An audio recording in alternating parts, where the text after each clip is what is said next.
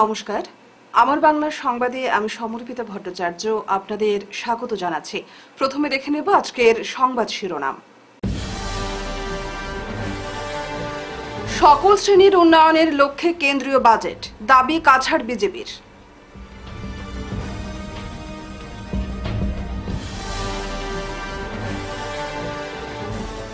দেবরের অত্যাচারে অতিষ্ঠ গৃহবধূ, প্রশাসনের কাছে সুবিচার প্রার্থনা।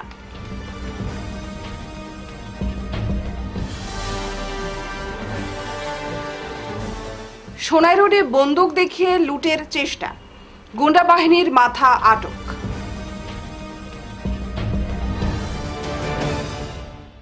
এবারে বিস্তারিত আমার বাংলা সংবাদ। সমাজের সকল শ্রেণীর লোকেদের অর্থনৈতিক উন্নয়নের লক্ষ্যে এবারের কেন্দ্রীয় বাজেট। গত 1 ফেব্রুয়ারি কেন্দ্রীয় অর্থমন্ত্রী নির্মলা সীতারমণ যে ইউনিয়ন বাজেট পেশ করেছেন তা সমাজের সকল শ্রেণীর লোকেদের অর্থনৈতিক স্বস্তি প্রদান করবে। এছাড়া সবাই অবগত যে আয়করে 12 লক্ষ টাকা রেহাই দেওয়ার ফলে মধ্যবিত্ত পরিবারের লোকেরা বিশেষভাবে উপকৃত হবেন। সোমবার শিলচরে কাছাড় জেলা বিজেপি সদর কার্যালয়ে এক সাংবাদিক সম্মেলনে একথা বলেন বিজেপি জেলা সভাপতি রূপম সাহা। তিনি বলেন, প্রধানমন্ত্রী নরেন্দ্র মোদী নেতৃত্বাধীন কেন্দ্রীয় সরকারের বাজেটের সুফল সম্পর্কে জনগণের কাছে তুলে ধরার উদ্দেশ্যেই এই সাংবাদিক সম্মেলনের আয়োজন করা হয়। এদিন কেন্দ্রীয় বাজেটের পর্যালোচনা করেন সাংসদ পরিমল শুক্লবৈদ্য, প্রাক্তন সাংসদ রাজদীপ রায়, অধ্যাপক চন্দন দে প্রমুখ। তারা বাজেট 2025-এর বিভিন্ন দিক তুলে ধরেন। এই লেখটাকে তার মানসিক স্তরের বিকাশ, সেলফ সাফিসিয়েন্ট, আত্মনির্ভর যে আমরা বলি যে আত্মনির্ভর ভারতবর্ষ। আত্মনির্ভর তখন হবে ভারতবর্ষ যখন আমরা আত্মনির্ভর। আর আত্মনির্ভর হওয়ার জন্য নিজেকেই তার ব্যবস্থা বেছে নিতে হবে। এই ব্যবস্থা বেছে নেওয়ার জন্য যদি উপর থেকে চাপ দিয়ে আমরা ব্যবস্থা শিক্ষা দিই তাহলে কিন্তু সেই শিক্ষাটা সম্পূর্ণ হয়। এই ক্ষেত্রে এই ব্যবস্থার মাধ্যমে একদিন মানুষ তার আত্মনির্ভরতা অর্জন করবে। আর এখানে আপনারা লক্ষ্য করেছেন কিভাবে মানুষের স্বাস্থ্য থেকে আরম্ভ করে মানুষের শৈক্ষিক পরিবেশ নির্মাণ করা যায়। তার প্রত্যেকটা ব্যবস্থা, ভাষার থেকে আরম্ভ করে তার মেধার থেকে আরম্ভ করে সব ব্যবস্থাটা এখানে কিছু বলা হয়েছে আর সব বিশ্লেষণ করা হয়তো বা আপনাদের সময়েরও কথা আছে। একটা জিনিস স্বামীর মৃত্যু হওয়ার পর গত 8 বছর ধরে দেবরের কাছে নানাভাবে নির্যাতনের শিকার হয়ে আসছেন জেলার কৃষ্ণপুরের বাসিন্দা গৃহবধূ হেপি বেগম মজুমদার। কোনো উপায় না পেয়ে হেপি বেগম সংবাদ মাধ্যমের দ্বারস্থ হতে বাধ্য হন। তিনি জানান, 2017 সালে দুটি বাচ্চাকে রেখে তার স্বামী সাব্বির আহমেদ মজুমদারের মৃত্যু ঘটে। তখন থেকেই দুটি শিশুকে সঙ্গে নিয়ে গৃহবধূ হেপি বেগম শ্বশুরবাড়িতে বিভিন্ন সমস্যার সম্মুখীন হয়ে আসছেন। স্বামীর ছোট ভাইয়ের হাতেও তিনি নানাভাবে নির্যাতনের শিকার হয়েছেন বলে অভিযোগ। শেষ পর্যন্ত তিনি শ্বশুরবাড়ি ছেড়ে বাবার বাড়িতে আশ্রয় নিতে বাধ্য হন, কিন্তু সেখানে গিয়েও হেপি বেগমের রেহাই মেলেনি। স্বামীর ছোট ভাই আলী আহমেদ মজুমদার হেপিকে তার বাবার বাড়িতে অশান্তি দিচ্ছে বলে জানিয়েছেন তিনি। দেবর আলী আহমেদ মজুমদারের নির্যাতন সহ্য করতে না পেরে হেপি বেগম স্থানীয় রাঙ্গিরখাড়ি থানায় মামলা দায়ের করলেও সুবিচার পাননি। এরপর গ্রামের জনগণকে সঙ্গে নিয়ে বিচার সভা ডেকেও সুফল মেলেনি। বর্তমানে বাবার বাড়িতেও থাকা খাওয়ার বিভিন্ন সমস্যা হচ্ছে দেখে তিনি ফের স্বামীর বাড়িতে ফিরে আসার সিদ্ধান্ত নিয়েছেন। দুটি শিশুকে সঙ্গে নিয়ে শ্বশুর বাড়িতে পৌঁছলে তিনি দেখতে পান দেবর আলী আহমেদ মজুমদার তার স্বামীর জমিতে শৌচাগার নির্মাণ করেছেন, অবৈধভাবে ব্রয়লার মুরগির ফার্ম খুলেছেন। এতে বাধা দিতে গেলে দেবরের কাছে ফের হেনস্থার শিকার হতে হয় তাকে। এই পরিস্থিতিতে দুটি শিশুকে নিয়ে বর্তমানে দিশেহারা হয়ে পড়েছেন। তাই বিষয়টি পুলিশ সুপারের নজরে এনে ঘটনার সুবিচার প্রার্থনা করেছেন। তার ছোটো চাচা কইন তার উপরে বহুত হেরাসমেন্ট। আমার করার আর কি কিচ্ছু নাই। আমি মিডিয়ার কাছে তো বাচ্চা লইয়া আইসি লাশ পর্যায়ে। আমার আর যাওয়ার আর কোনো রাস্তা নাই।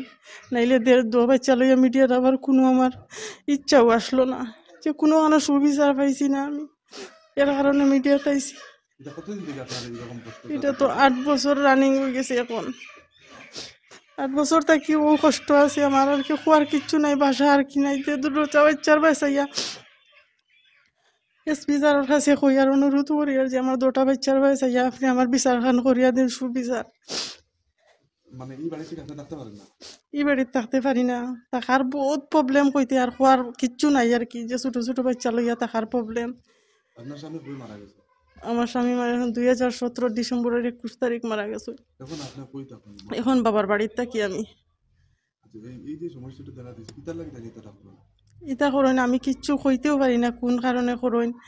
আমার আর কি খোয়ার কিচ্ছু নাই, জমিন জায়গার লাগে করইন নি। আমার উপরে কোনো অত্যাচার হইতে বহুত অত্যাচার হয়েছে আমার উপরে।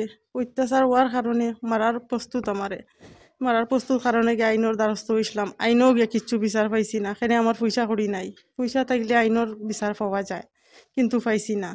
এখন লাস্ট পর্যায়ে একটা হয়ে গেছে আমার যে লেটিনের ট্যাঙ্কি বানানি হয়ে গেছে গা। এখন আমার ছোটো একটা ছেলে আছে, মেয়ে আছে, তারা লইয়া আমি বাঁচার আর কি কোনো রাস্তা দেখি আর না। শিলচর সোনাই রোডের ডিজে ফার্নিচারের শোরুমে এক চাঞ্চল্যকর ঘটনা ঘটেছে। দুষ্কৃতীরা বন্দুক দেখিয়ে টাকা আদায়ের চেষ্টা করলে দোকানের স্বত্বাধিকারী সুবেদ আহমেদ বড়ভূয়া তাদের বাধা দেন। এতে ক্ষিপ্ত হয়ে গুন্ডারা দলবদ্ধভাবে তার উপর আক্রমণ চালায় এবং তাকে গুরুতর আহত করে। এখানে শেষ নয়, ওই দুষ্কৃতী দল 3-4টি দোকানেও ব্যাপক ভাঙচুর চালায়। ঘটনায় মুহূর্তের মধ্যে এলাকায় উত্তেজনা ছড়িয়ে পড়ে। চিৎকার শুনে আশপাশের মানুষ ঘটনাস্থলে ছুটে আসলে গুন্ডারা পালানোর চেষ্টা করে। তবে স্থানীয়দের সাহসিকতায় গুন্ডা বাহিনীর মূল পরিকল্পনাকারীকে আটক করা হয় এবং পুলিশের হাতে তুলে দেওয়া হয়। স্থানীয় সূত্রে জানা গেছে, শিলচর মেডিকেল কলেজ রোডের বাসিন্দা ইমামউদ্দিন লস্কর দীর্ঘদিন ধরে এই এলাকায় চাঁদাবাজি চালিয়ে আসছিল। বিভিন্ন ব্যবসায়ীদের সে নিয়মিত হুমকি দিত এবং ভয়ভীতি দেখিয়ে টাকা আদায় করত। তবে এতদিন পর্যন্ত কেউ সাহস করে তার বিরুদ্ধে ব্যবস্থা নিতে পারেননি। ইমামউদ্দিনের বিরুদ্ধে আরও এক গুরুতর অভিযোগ রয়েছে। করোনা মহামারীর সময় সে নিজের অবুঝ মেয়েকে মাটিতে ফেলে বুকের উপর পা রেখে বন্দুক দিয়ে গুলি করার হুমকি দিয়েছিল। পরে পুলিশ তাকে গ্রেফতার করে শ্রীঘরে পাঠায়, কিন্তু কারাগার থেকে বেরিয়ে এসে সে আবারও তার পুরনো কুকর্মে লিপ্ত হয়।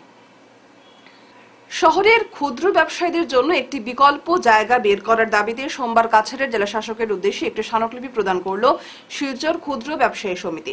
সংবাদ মাধ্যমের সঙ্গে কথা বলতে গিয়ে সমিতির সভাপতি রানু দাস জানান, 30-40 বছর ধরে শহরের ফুটপাতে ব্যবসা করে আসছেন বিভিন্ন ক্ষুদ্র ব্যবসায়ীরা। ফুটপাতের ওপর ব্যবসা করে তাদের অনেক পূর্বপুরুষ প্রয়াত হয়েছেন। ফুটপাতে ব্যবসা করতে গিয়ে সাধারণ মানুষকে অনেক সমস্যার সম্মুখীন হতে হলেও দৈনন্দিন জীবন চালিয়ে যাওয়ার জন্য এসব ক্ষুদ্র ব্যবসায়ীদের কাছে অন্য বিকল্প নেই। প্রতিদিন রোদ বৃষ্টি উপেক্ষা করে তারা ফুটপাতের ওপর কাজ করে যাচ্ছেন। তাদের ব্যবসা চালিয়ে যাওয়ার জন্য একটি বিকল্প ব্যবস্থা বের করতে সমিতি অনেকবার প্রশাসন সহ জনপ্রতিনিধিদের দ্বারস্থ হলেও সমস্যা সুরাহা হয়নি। শহরে যানজট সমস্যা নিয়ে স্থানীয় প্রশাসনের তরফে শীঘ্রই একটি বৈঠক করার খবর প্রকাশে এসেছে। এই বৈঠকে ক্ষুদ্র ব্যবসায়ীদেরও আমন্ত্রণ জানানোর আবেদন জানিয়েছেন তারা। আমরা কমিশনার আমাদের প্রশাসনের কাছে আমরা অনেকবার দাবি করেছি যে আমরাও বুঝি যে ফুটপাতের মধ্যে এই বিজনেস করতে গেলে, ব্যবসা করতে গেলে ফুটপাতে সাধারণ জনতার অসুবিধা হয়, আমাদেরও খারাপ লাগে অনেক সময়। কিন্তু আমাদের জীবন চালিয়ে যাওয়ার জন্য আমাদের কাছে আর কোনো ব্যতিক্রম উপায় নেই। তার কারণে আমরা ফুটপাতের উপরেই কাজ করে যাই। সারাদিন দাঁড়িয়ে দাঁড়িয়ে রোদ হলে রোদের মধ্যে, বৃষ্টি হলে বৃষ্টির মধ্যে আমরা কাজ করে যাই, কারণ আমাদের জীবন নির্বাহ করার একটাই উপায়। আমরা প্রশাসনকে অনেকবার জানিয়েছি যে আমাদেরকে একটা সঠিক জায়গা যেখানে আমরা বিজনেস চালিয়ে যেতে পারি, সেই একটা জায়গা যদি কোনো রকম আমাদেরকে ব্যবস্থা করে দেওয়া হয়, যেখানে আমাদের ফুটপাত ভাইয়েরা একসাথে ব্যবসা করতে পারবে, এরকম দেওয়া হলে আমাদের এই প্রবলেমটা, শহরের ঝঞ্ঝাটটা সলভ হয়ে যেত। কিন্তু আমরা অনেকবারই দিয়েছি মেমোরেন্ডাম, কিন্তু আমাদের কোনো উপায় হয়নি। আর এইবারও আমরা চাই যে প্রশাসনকে অবগত করতে যে আমরা ফুটপাতে যেভাবে চলছি এটা আমাদেরও ভালো লাগে না, আমাদেরকে একটা সঠিক জায়গা দেওয়া হোক। আর আমরা খবর পেয়েছি যে ডিস্ট্রিক্ট অ্যাডমিনিস্ট্রেশন এর মধ্যেই হয়তো ক্ষুদ্র ব্যবসায়ী কিংবা ফুটপাত ভেন্ডার যারা আছে, স্ট্রিট ভেন্ডার, তাদেরকে নিয়ে কোনো একটা মিটিং করবে। আমরা এটার উপরে ভিত্তি করে কোনো মিটিং করবে। যদি এরকম মিটিং হয় তো আমরা প্রশাসনকে এটাই প্রার্থনা করতে চাই, অনুরোধ করতে চাই যে আমাদেরকে এই মিটিংয়ে উপস্থিত থাকার জন্য যাতে অনুমতি দেওয়া হয়। আমরাও প্রশাসনের কাছে আমাদের দুঃখের কথা, আমাদের দুর্দশার কথা, আমাদের ফ্যামিলির ব্যাপার, আমাদের ব্যবসার ব্যাপারটা আমরাও প্রশাসনের কাছে তুলে। আসাম সরকারের মহিলা উদ্যম প্রকল্পের অধীনে কাছাড় জেলায় নিযুক্তি পাওয়া 15 জন মহিলাদের সংবর্ধনা প্রদান অগপোর কাছাড় জেলা কমিটির। সোমবার দুপুরে শিলচর ট্রাঙ্ক রোডস্থিত অগপ দলের কাছাড় জেলার দলীয় কার্যালয়ে আসাম সরকারের মহিলা উদ্যম প্রকল্পের অধীনে কাছাড় জেলার নিযুক্তি পাওয়া 13 জন মহিলাদেরকে সংবর্ধনা প্রদান অগপ দলের কাছাড় জেলা কমিটির। এদিন সংবর্ধনা সভায় উপস্থিত ছিলেন অগপ দলের কেন্দ্রীয় কমিটির সাধারণ সম্পাদক তথা বরাক উপত্যকার দলীয় তত্ত্বাবধায়ক KH বিমলেন্দু সিংহ, কেন্দ্রীয় সম্পাদক সুজিত কুমার দেব, কাছাড় জেলার সভাপতি কবির আহমেদ বড়ভূইয়া, জেলার 2 সম্পাদকদ্বয় মনিতন সিংহ ও সুজিত শর্মা, কেন্দ্রীয় কমিটির দলীয় সদস্য রাজীব সিনহা, জেলার সাংগঠনিক সম্পাদক আব্দুল কায়ুম মজুমদার, কেন্দ্রীয় কমিটির সদস্য নন্দমোহন সিংহ, কেন্দ্রীয় কমিটির সদস্য ইবি সিংহ, দলীয় সদস্য শাহাবুদ্দিন মজুমদার সহ অনেকে। একজন মানুষ লাগে তো একটা ব্লকে, ওই হিসাবে আপনারা দেওয়া হয়েছে। এখন আপনারা সিলেক্ট করবার যে কোন জিপিতে আমরা মহিলারা আগ্রহ আছে যে জিপি করবে, বিজেপির মহিলারা দেব, আমরা মহিলারা দিতাম এই বেনিফিটগুলা। আমরা বিগত দিন মনিটনে কইছে যে আমরা অতুল বড়া এবং আমরা সিএম বইয়া এটা ডিসিশন নিছে প্রত্যেক ব্লকে একজন এজিপির থাকবো, একজন বিজেপির এই মহিলা উদ্যমের মানে এক ধরনের ইনচার্জ হিসাবে, যে এই দুইজনেই বিজেপির মহিলায় দিব, এজিপির মহিলায় দিব। তাই আমরা এখন এটাই ডিসিশন নিতে লাগবো যে কে কোন জিপিতে আমরা জানাই। আর এই আপনারা যেগুলো দায়িত্ব পাইছেন, এই দায়িত্বর যেটা স্কিমের নামটা প্রথমে আপনারা নলেজে রাখতে লাগবে, ঠিক না? প্রথমে এই স্কিমের নলেজ নামটা হইল, আপনারা মনে হয় জানেন স্কিমের নামটা কিটা? যারা না, এটা শেষ মুখ্যমন্ত্রী মহিলা উদ্যমিতা অভিযান, ঠিক আছে? তো এই অভিযানের এই যেটার একটা টোটালি আমরা সেন্ট্রালের অল স্টেট লেভেল একটা কমিটি গঠন করা হয়েছে। এই কমিটির চেয়ারপারসন গার্জিয়ান মিনিস্টার, ঠিক আছে? Guardian minister, secondly DC and ADC, তারপরে বিডিও, অ্যান্ড তারপরে আপনারা চিন্তা করেন কত বড় আপনারা যে দায়িত্ব পাইছেন, এটা আপনারা সুযোগভাবে নেবেন না, কিন্তু এটা বহুত বড় দায়িত্ব। আপনারা ব্লক লেভেলে একটা দায়িত্ব। আগামী 22 ফেব্রুয়ারি শনিবার বঙ্গভবন শিলচরে বিকেল 4 ঘটিকায় শিলচর সঙ্গীত চক্র আয়োজিত শাস্ত্রীয় সঙ্গীত সম্মেলন অনুষ্ঠিত হতে যাচ্ছে। শিল্পী যথাক্রমে শ্রী উজ্জ্বল দত্ত, শ্রী দেবজ্যোতি গুপ্ত, বিদুষী রিম্পা শিবা, কিংসুক মুখোপাধ্যায়, পণ্ডিত নিলয় দত্ত শিলচর এবং হারমোনিয়ামে পণ্ডিত সনাতন গোস্বামী। অনুষ্ঠানে সকলের উপস্থিতি কামনা করা হয়েছে। পঙ্কজ ঘোষ ফাউন্ডেশন 16 ফেব্রুয়ারি 2025-এ অরুণাবন্ধ টি এস্টেটে একটি বিনামূল্যে মানসিক স্বাস্থ্য শিবির এবং সচেতনতা বৃদ্ধি শিবিরের আয়োজন করা হয়েছে। গত 16 ফেব্রুয়ারি পঙ্কজ ঘোষ ফাউন্ডেশনের পক্ষ থেকে অরুণাবন্ধ টি এস্টেটে একটি বিনামূল্যে মানসিক স্বাস্থ্য শিবির এবং সচেতনতা বৃদ্ধি শিবিরের আয়োজন করা হয়। ফাউন্ডেশনের সভাপতি ডক্টর প্রসেনজিৎ ঘোষ ওনার সচেতনতামূলক বক্তৃতায় বিভিন্ন সাধারণ মানসিক রোগের লক্ষণ যেমন বিষণ্ণতা, উদ্বেগজনিত ব্যাধি, প্যানিক ডিসঅর্ডার, সিজোফ্রেনিয়া এবং ওসিডি ইত্যাদি সম্পর্কে কথা বলেন। তিনি বলেন যে প্রায় 15 থেকে 20% জনসংখ্যা যে কোনো সময় কোনো না কোনো মানসিক রোগে ভোগে। তিনি বলেন বেশিরভাগ মানসিক অসুস্থতা চিকিৎসাযোগ্য এবং চিকিৎসার খরচ খুব বেশি নয়। তিনি আরো বলেন প্রায় 80% মানসিক অসুস্থ ব্যক্তি মনোরোগ বিশেষজ্ঞের কাছে সঠিক চিকিৎসা পান না, কারণ বিভিন্ন কারণে মানসিক অসুস্থতা সম্পর্কে সচেতনতার অভাব, মানসিক অসুস্থতা সম্পর্কে কুসংস্কার, মিথ্যা বিশ্বাস, প্রত্যন্ত অঞ্চলে প্রশিক্ষিত মানসিক স্বাস্থ্য বিশেষজ্ঞের অভাব এবং আর্থিক কারণ। আজকের শিবিরে প্রায় 98 জন রোগীর পরীক্ষা করা হয় এবং প্রয়োজনীয় ওষুধ বিনামূল্যে বিতরণ করা হয়। এছাড়াও ইসিজি, ব্লাড সুগার, হিমোগ্লোবিন মূল্যায়ন এবং নিউরোপ্যাথি স্ক্রিনিং এর মতো পরীক্ষাগুলি বিনামূল্যে করা হয়েছিল। ডক্টর ঘোষ বলেন যে মানসিক অসুস্থতা সম্পর্কে সচেতনতা বৃদ্ধির জন্য ফাউন্ডেশন বরাক উপত্যকা নিয়মিতভাবে এই ধরনের শিবির চালিয়ে যাবে।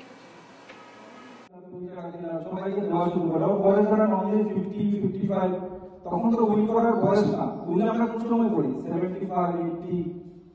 তো যখন এইভাবে দেওয়া শুরু করে তখন আপনি বুঝবেন যে না, কিছু একটা গড়বড় আছে। নাম্বার 4 আছে যে অনেক সময় দেখবেন trying to procure the substance. কেউ কাছে বন্দুক নাই, হঠাৎ করে ওর বন্দুক কেনার ইচ্ছা হচ্ছে।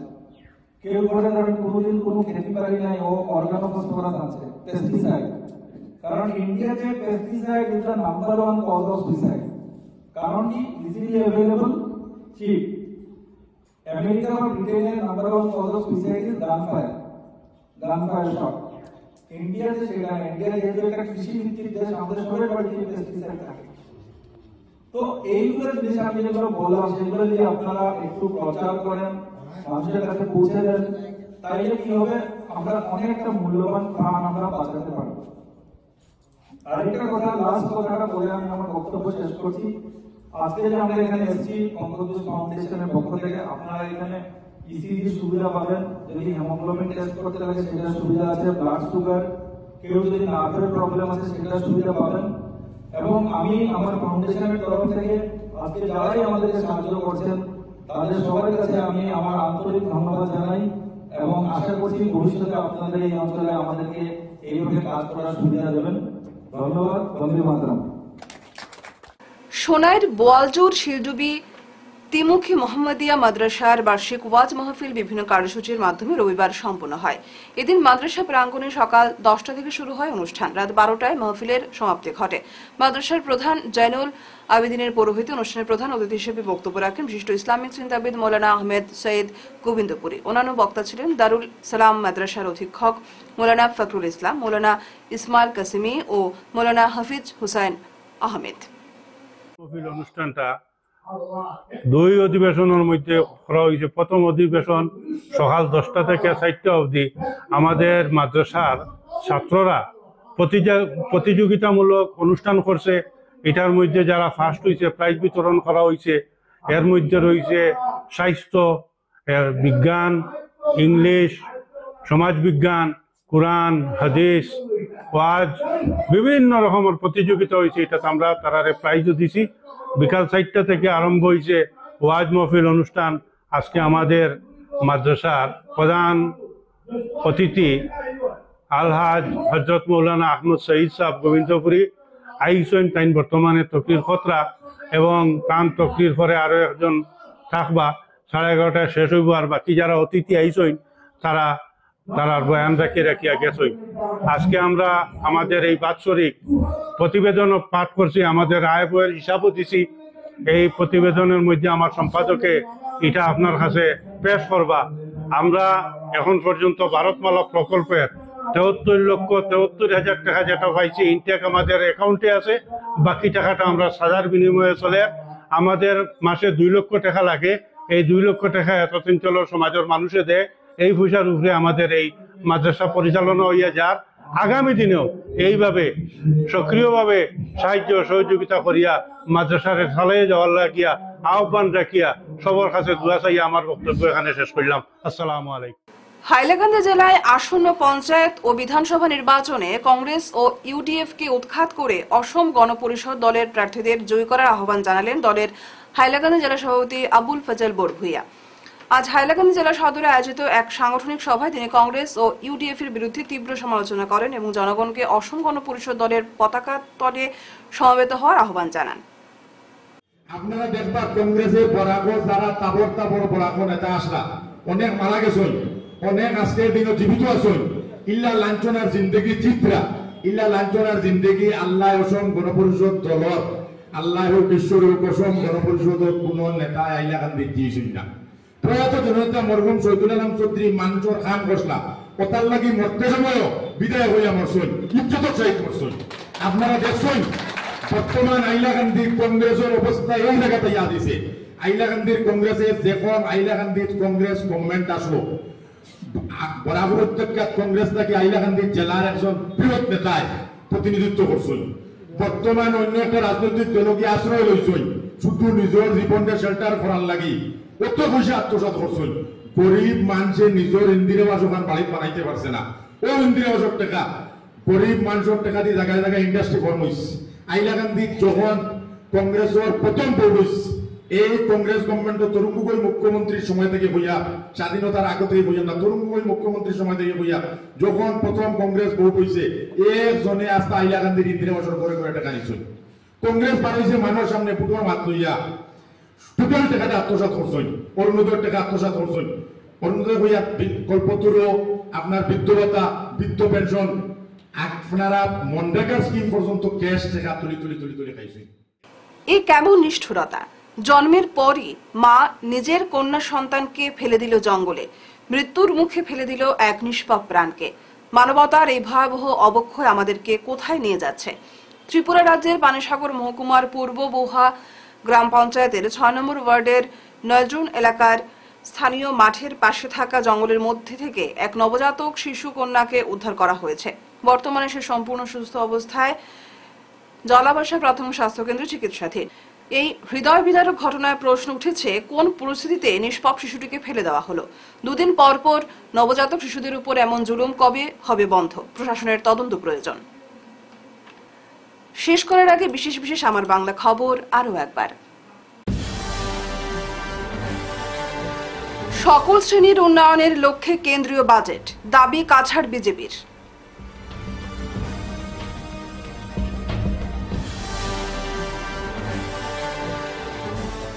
দেবরের অত্যাচারে অতিষ্ঠ গৃহবধূ, প্রশাসনের কাছে সুবিচার প্রার্থনা।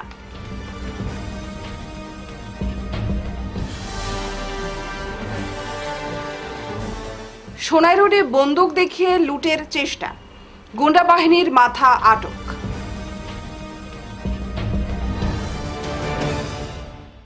এখনকার মতো আমার বাংলা সংবাদ এ পর্যন্তই। নমস্কার।